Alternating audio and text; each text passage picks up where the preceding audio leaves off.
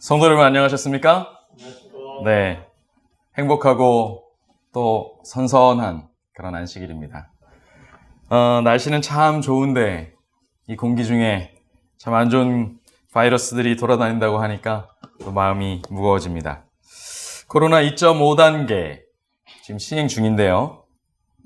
이 방역 조치 연장 여부가 주말 동안에 결정난다고 하는데 현재 어떻게 됐는지는 모르겠습니다. 예배는 물론이고 생계와 관련된 모든 일이 거의 각자 도생 다 따로따로 자기가 알아서 살아야 되는 그런 어떤 상황이 요즘의 풍경이 아닐 수 없겠습니다. 그것은 정말로 힘든 일이죠. 우리가 더불어 사는 존재라는 것을 다시 한번 깨닫게 되는 것 같습니다. 사람들을 만날 수 없어서 힘들고 또 더불어 나눌 수 없어서 힘든 것이 이 세상입니다. 나누어야만 살 수 있는 것이 이 세상인 것 같습니다. 모두 함께 기도하며 방역운동에 더욱 힘써서 이 상황을 잘 헤쳐나가면 좋겠습니다. 비대면 예배로 인해서 각 가정에서 지금 이 방송으로 함께 안식일 예배에 동참하고 있는 많은 성도들께 주님의 이름으로 안부를 전합니다. 성도들을 향한 주님의 은혜를 발견하시는 한 날이 되시기를 축복합니다.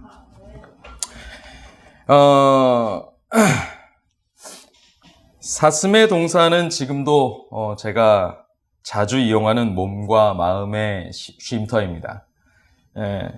우리 교회도 자주 방문하는데요. 거의 전에는 한동안은 한 달에 2번씩도 가고 이렇게 자주 갔던 것 같습니다. 그러나 사실 제게는 아픈 기억이 많은 공간이기도 합니다. 어떻게 아픈 기억인가 한번 이야기를 들려드리겠습니다. 제가 어린 시절에는 지금의 건물들이 없었습니다. 그리고 숙박을 위해서는 반드시 텐트를 쳐야만 했었습니다. 지금은 제가 매우 점잖고 진중한 사람이지만 그 당시는 저는 굉장히 장난을 좋아하고 개구장이었습니다. 사슴의 동산으로 이제 수련회를 갔던 어느 날 어김없이 친구들과 이제 장난을 치게 되었죠. 친구 하나를 놀리고 후다닥 하고 숲으로 도망을 가는 중이었습니다. 순간적으로 몸이 아주 자유롭다고 느껴졌습니다. 굉장히 몸의 자유로움을 느꼈고요. 발이 땅에서 떨어진 것을 느끼게 되었습니다.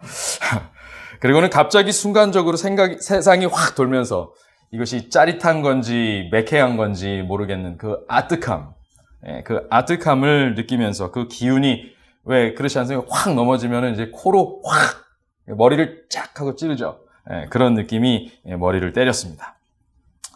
잠시 후 얼마의 시간이 지났는지 모르겠습니다만 같이 놀던 친구들의 걱정 어린 시선 속에서 제가 비적비적 일어나서 상황을 살펴보니 이 나무 사이에 메어놓은 이 텐트 줄이 이렇게 있었는데 숲으로 막 도망가는 동안 이게 안 보인 거예요. 약간 어슴푸레한 그 시간대였거든요.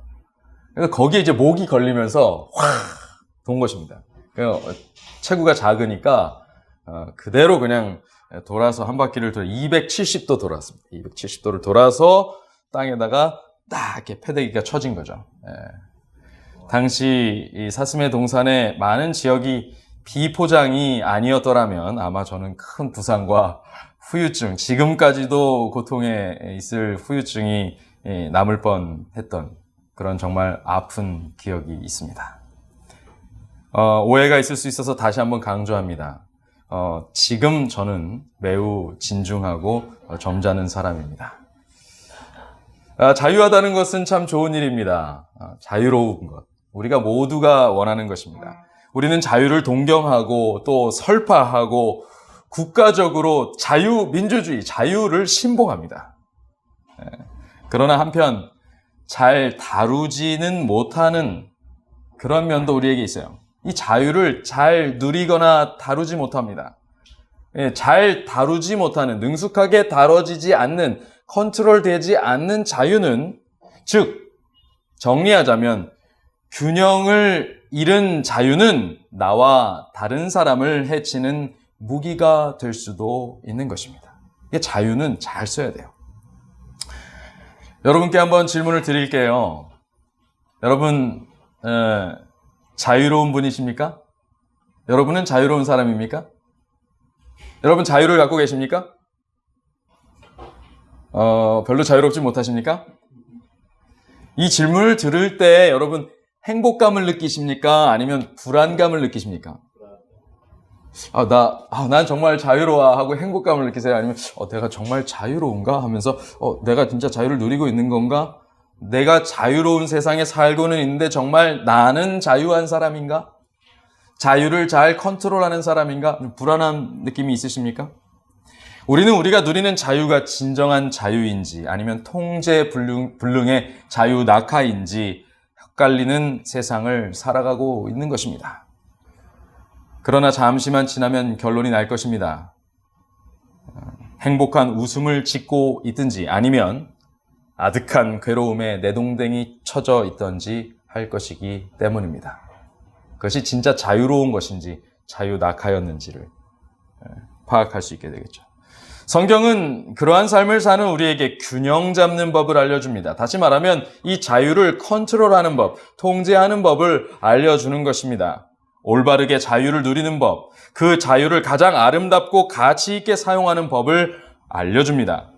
오늘은 자유로 산 거룩이라는 제목으로 여러분들과 함께 은혜를 나누고자 합니다. 자유로 산 거룩입니다. 세상을 거룩하게 사는 법에 대해서 성경은 이렇게 얘기합니다. 같이 읽어보겠습니다. 시작. 내가 세상에 속하지 아니함 같이 그들도 세상에 속하지 아니하였사옵나이다. 저들을 진리로 거룩하게 하옵소서. 아버지의 말씀은 진리니이다. 아멘.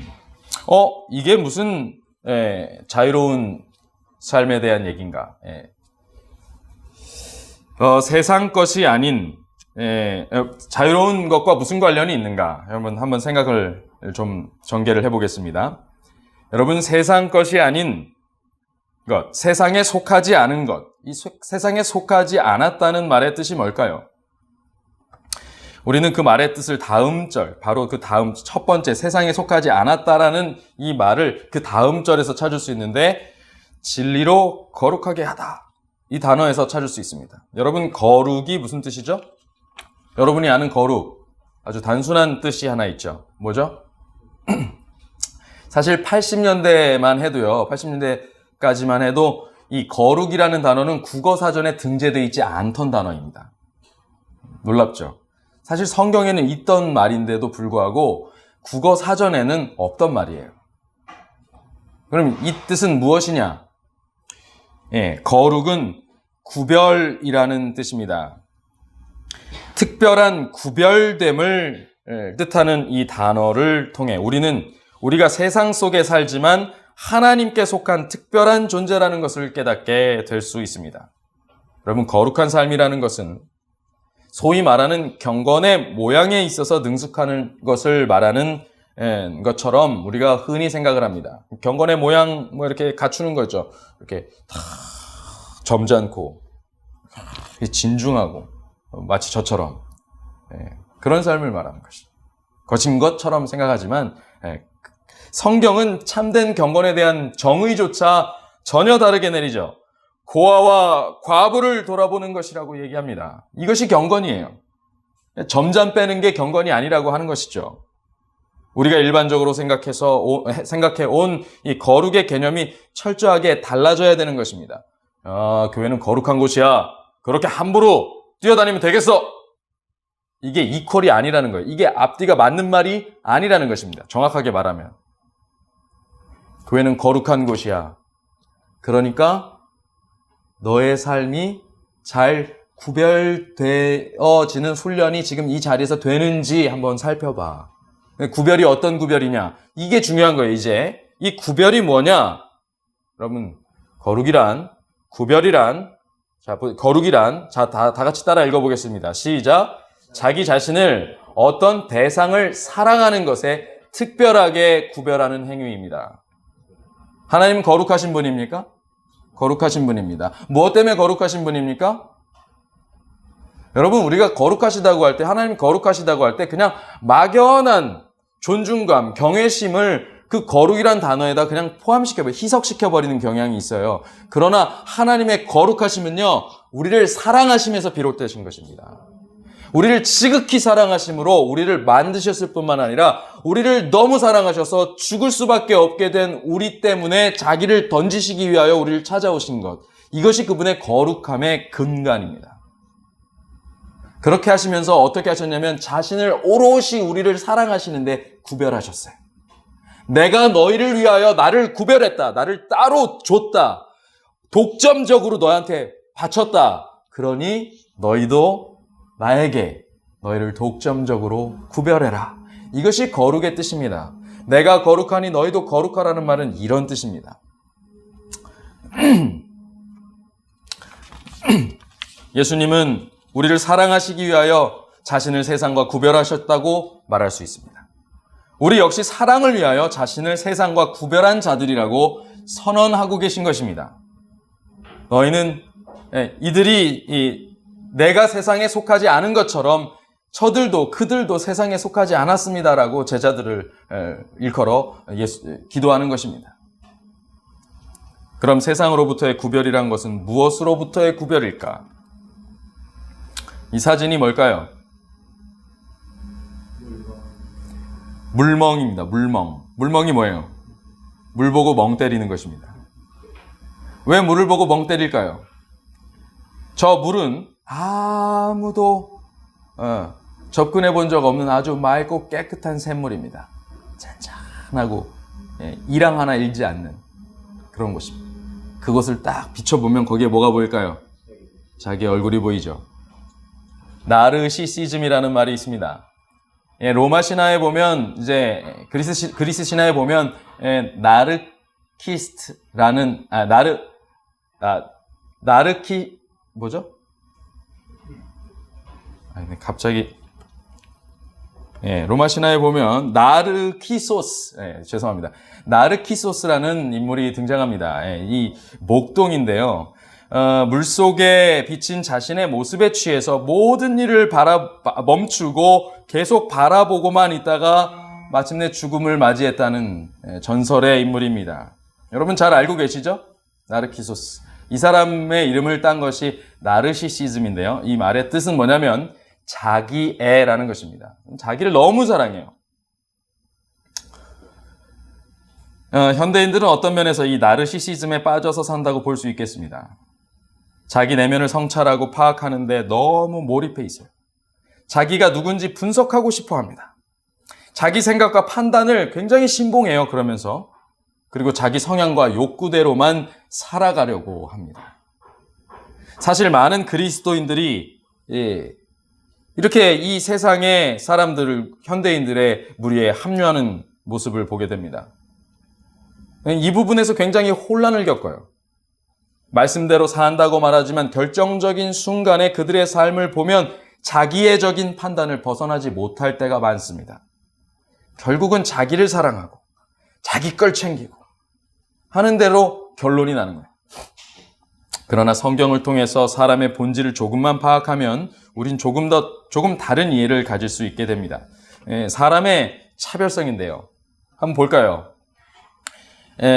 여호와 하나님이 땅에 흙으로 사람을 지으시고 생기를 그 코에 불어넣으시니 사람이 생령이 되니라. 여러분, 사람하고 짐승하고 다른 것이 어떤 차이가 있을까요? 그 다른 점이 무엇입니까? 이 성경의 창조 방식에서부터 차이가 나요. 동물은 뭘로 창조하셨어요? 말씀으로만 창조하셨어요.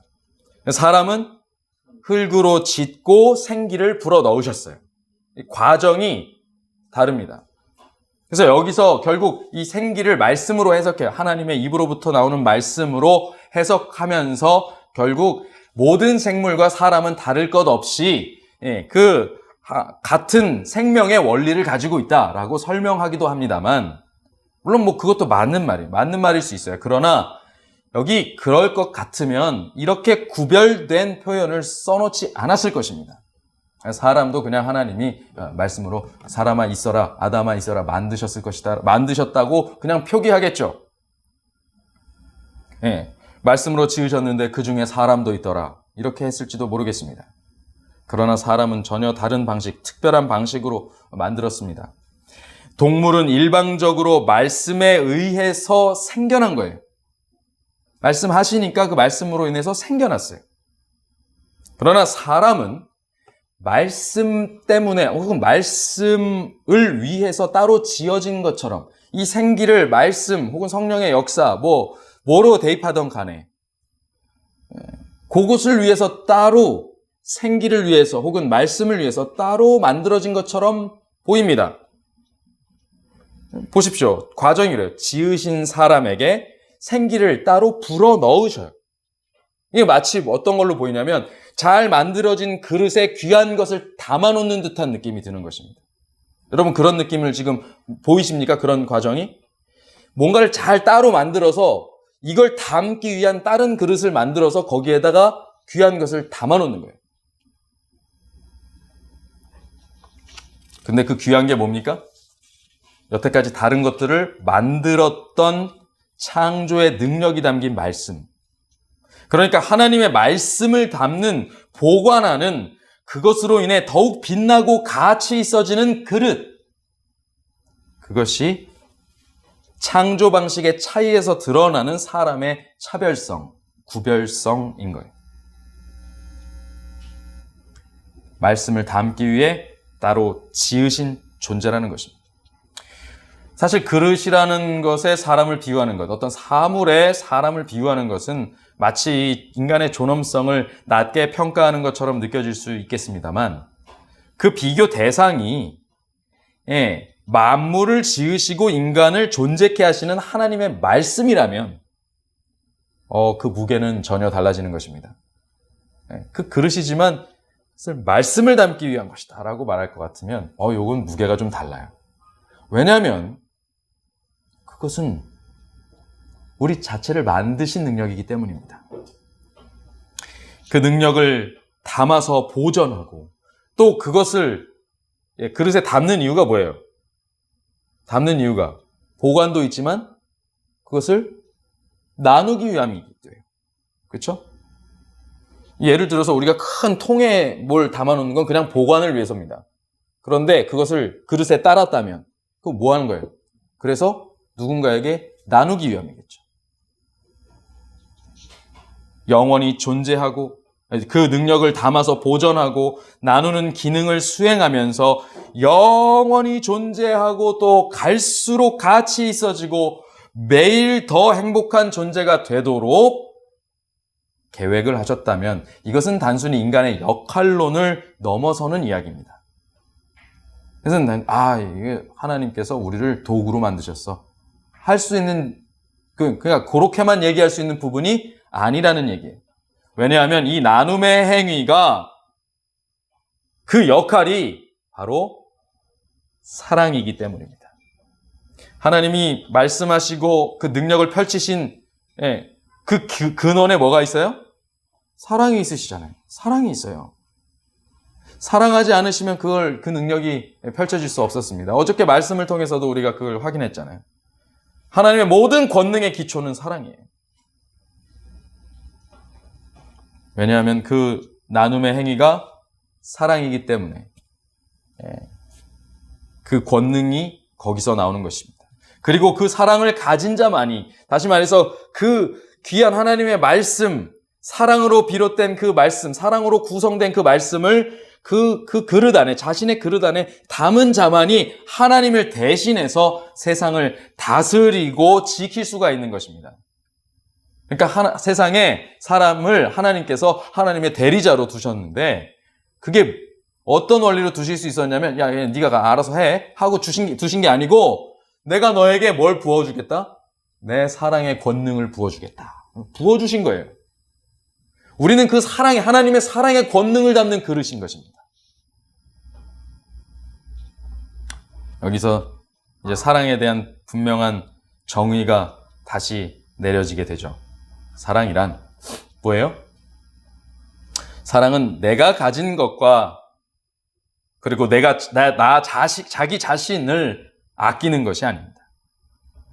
엄밀한 의미에서 자기애, 이것은 진정한 의미에서 있어서의 사랑이 아니에요. 사랑의 범주에 들어갈 수 있는 게 아니에요. 나 자신을 아끼는 것은 사랑이 아닙니다. 사실 정확하게 말하면. 사랑은 내게 부여하신 것을 감사하며 그것을 나누는 행위입니다. 내게 주신 것을 감사하고 나누는 행위. 사랑은 내가 가진 것을 가지고 주변과 나누고 그것으로 누군가를 보살피고 지키고 돕고 또 섬기는 행위인 것입니다. 자기를 사랑하는데 몰두해서 주변에 상처를 주는 나르키소스, 그것과 같은 행위를 하는 사람을 뭐라고 하냐면 나르키스트라고 합니다. 이 나르키스트적인 행동은 절대 사랑이 될 수 없는 것입니다.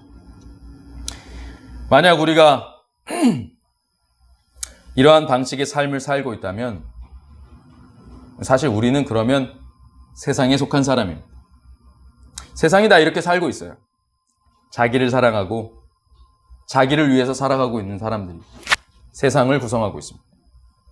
그러니까 우리가 세상에 속하지 않았다라는 것은 이들과 다른 삶을 살고 있다는 것이겠죠. 우리가 그러한 세상의 방식을 버리고 예수님의 방식을 택한다면 우리는 세상에 속하지 아니한 것입니다. 예수께서 하나님을 사랑하고 우리를 사랑하시기 위하여 자신을 구별하심으로 세상에 속하지 아니한 자가 되셨듯이 우리가 그와 같은 사랑을 위하여 우리 자신을 구별한다면, 우리 자신을 따로 떼어놓는다면, 우리 자신을 거룩으로 가져간다면 우리는 세상에 속하지 아니한 자라는 말씀에 합당한 사람이 되는 것입니다. 마치 부부가 결혼을 하면 이제 이 여자는 다른 여자들 혹은 다른 남자들에 속할 수가 없어요. 소속이 이제 어디로만 결정나는 것입니까? 그 한 여자, 한 남자에게로만 소속이 결정나는 거예요. 소속이. 그렇게 서로에게만 자신을 독점적으로 구별하게 됩니다. 물론 그 두 사람이 서로만 바라보고 있는 것이 또 사랑이냐 그러면 그것도 아니에요. 사실 그 안에서 또 많은 사람들을 돌아봐야 되고 자녀를 낳으면 자녀도 사랑하겠죠. 그러나 두 사람만 딱 공유할 수 있는, 두 사람만 독점할 수 있는 고유의 사랑 역시 필요한 것이죠. 이것을 구별한다고 말하는 거예요. 우리는 죄인이기 때문에 지금 하나님께서 우리에게 주신 온전한 사랑을 담을 수 있는 그릇의 상태에서 깨져버렸어요. 그래서 그걸 다 담을 수가 없는 거예요. 그래서 우리가 지금 온전하게 사랑할 수 없는 것입니다. 그러니까 남겨두신 게 뭐냐면 가족제도 가운데 이것들의 흔적을 남겨두셨어요. 그래서 우리가 부부관계에서 또 부모와 자녀 관계에서 그런 것들을 실천하면서 우리가 잃어버렸던 것들을 되찾기 위한 훈련을 하는 것입니다.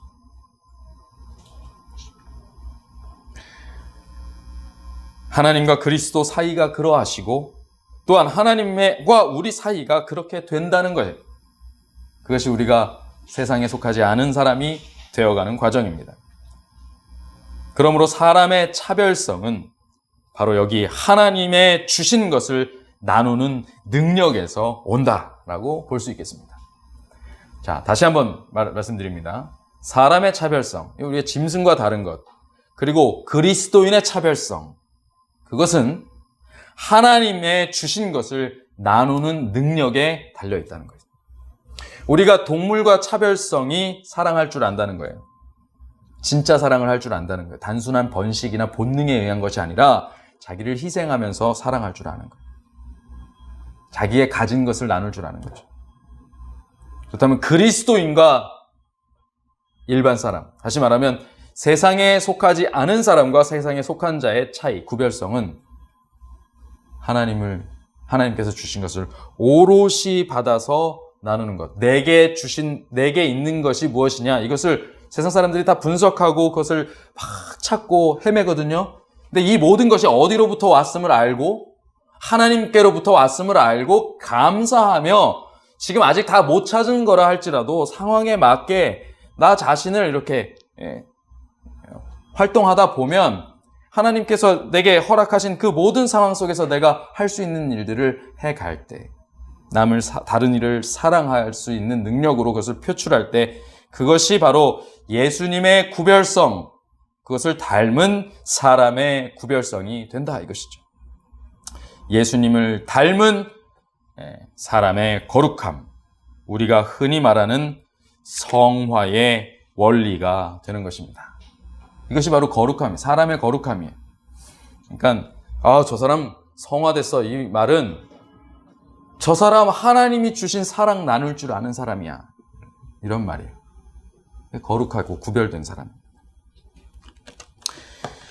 하나님을 닮은 행위, 기독교가 말하는 전도, 이것이 무엇인가? 전도란 우리의 생각이나 우리가 믿는 것을 전하는 것이 아니다. 그것은 하나님의 말씀에 있는 영원한 진리를 전하는 것이다. 이게 무슨 차이가 있을까요? 우리가 믿는 것을 전하는 게 아니다. 자칫하면 우리가 예수님 믿는 거 전하는 게 아니다라고 들을 수 있는데, 그게 아니고 그냥 우리가 가지고 있는 신념 있잖아요. 우리가 개인적으로 이건 이래야 돼 라고 생각하는 우리 자신의 철학, 이걸 전하는 게 아니라는 거예요. 많은 사람들이 헷갈려요. 성경책을 읽으면서요, 여전히 내가 가지고 있는 잣대로다가 성경을 해석해가지고 그것을 잘 풀고 소위 이 화술이 능통한, 능숙한 사람이 마치 복음을 잘 전파하는 사람인 것처럼 생각합니다. 그러나 그것이 아니에요. 영원한 진리를 잘 전하는 사람. 영원한 진리는 무엇이냐? 그것은 경건과 거룩과 구별에 대한 얘기예요. 하나님의 사랑을 전하는 것입니다. 네. 하나님의 말씀, 내 건강, 내 부요, 내 안녕, 이 나 자신을 위한 삶을 살기 위해 애쓰는 효율적인 방식을 알려주는 것. 사실 이것은 기독교 신앙의 본질도 재림기별의 특수성도 아닙니다. 우리가 이제 건강기별이나 여러 기별들을 가지고 있어요. 근데 그렇게 해서 뭐 하라고 하냐면 너 건강해라 하는 데서 끝나버리면 이것은 그냥 기술일 뿐입니다. 이것은 영원한 진리가 아니에요. 우리는 그것을 통해서 그 사람이 진정으로 영원한 유익을 얻을 수 있는 방법을 알려줘야 돼요. 그 사람이 자기 몸, 자기 생각, 자기 돈, 자기의 삶만을 막 집중해서 생각하는 데에서 벗어나서, 그걸 회복을 얻은 후에는 그것을 벗어나서 어떻게 하라는 거예요? 남을 섬기고 그 사랑을 전할 수 있는 사람으로 바뀌어가기를 바라는 것입니다.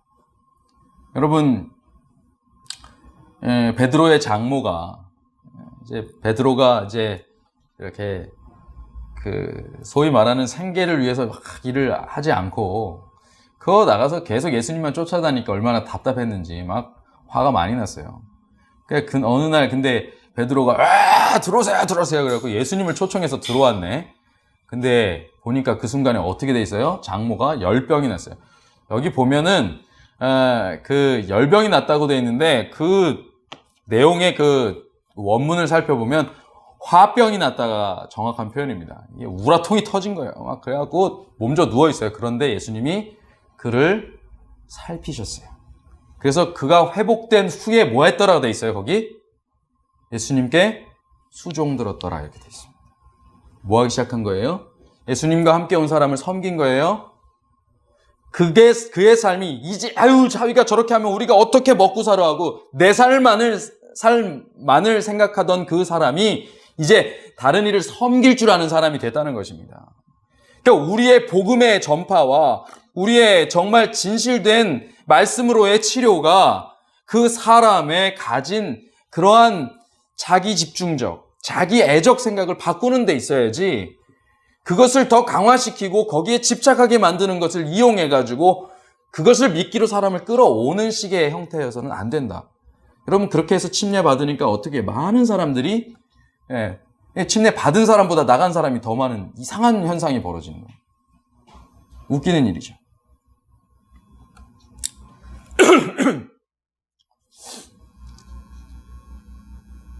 전도란 우리의 영원한 행복을 위해서 우리 속에 불어넣으시는 그분의 사랑의 생기, 이것을 전하는 것입니다. 그러니까 이 사랑의 생기를 받은 사람들은요, 이 사랑을 전하는데 막 힘이 넘치게 돼요. 전하고 싶어지게 되는 것입니다. 그래서 우리는 그것으로 우리의 삶을 복되게 할 뿐만 아니라 다른 사람의 삶도 복되게 할 수 있는 것이죠. 여러분, 그런데 우리에게 전도가 힘든 이유가 뭡니까? 왜 우리가 전도를 힘들어해요? 우리 속에 불어넣으시는 이 말씀의 내용과 목적을 제대로 깨닫지 못하기 때문입니다. 하나님 왜 믿습니까? 구원받으려고요. 딱 거기서 끝나요. 나 구원. 여기서 딱 끝나요. 그러니까 이게 제대로 깨닫지 못하는 것입니다. 만약 우리가 우리에게 왜 그것을 주시는지, 그것이 무엇인지, 무슨 역할을 하라는 것인지를 깨닫는다면 우리는 마치 결혼을 앞둔 사람처럼, 자녀를 낳은 부모처럼, 진학에 성공하고 취업에 성공한 청년처럼, 새 차나 새 집을 산 사람처럼 흥분하며 그것을 주변 사람들에게 말하지 않고는 견딜 수 없게 될 것이다. 주변 사람들에게 전하지 않고는 견딜 수 없게 될 것이다. 주변 사람들도 그 맛을 보도록 내가 섬기지 않고는 못 견딜 것이다. 이 말입니다. 연세대학교의 그 김학철 교수라는 분이 계십니다. 이분이 뭐라고 얘기하냐면 자기 몰두, 자기 탐닉, 자기 자책을 하는 것이 인간의 삶이어서는 안 된다. 나만 비추는 거울, 나만 비추는 물, 거기에 머물면 거기 살다 죽는 것이다. 그러므로 우리는 물가를 떠날 수 있어야 한다. 이렇게 얘기를 해요. 이분이 목사이자 신학을 전공한 교수입니다. 여러분, 우리가 신앙을 하는 이유가 뭡니까? 어떤 면에서 자기만을 보던 물가를 떠나기 위함입니다. 근데 신앙을 하면서도 여전히 자기만 보고 있다 그러면 문제가 있죠. 그러니까 우리가 거울에 자신을 비춰보아야 하는 것은 내 특성이 어떤가? 아, 나 죄인이구나. 이걸 깨닫고 예수님께 돌아가기 위해서 비춰보는 것이지, 나 여기 어때? 여기 어때?